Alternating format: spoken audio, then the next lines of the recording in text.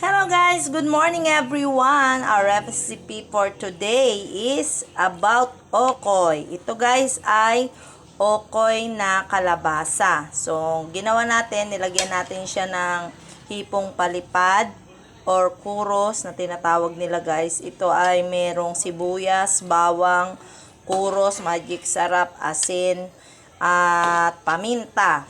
So, nilagyan din natin ng harina at baking powder. Ito guys ay iluluto natin siya sa small heat, ganyan. O, kasi ginawa natin parang patis guys. So, para maluto siya ng mabuti sa loob. Kung hindi kayo masyadong maraming mantika at medyo health conscious kayo guys, ganyan ang style ng pagluluto ang gagawin ninyo, honey. Ganyan. So, yun lang guys. Ang ating recipe for today is about kalabasang okoy. So, yun. Bye-bye, everyone. Mamaya, makikita niyo pagluto na.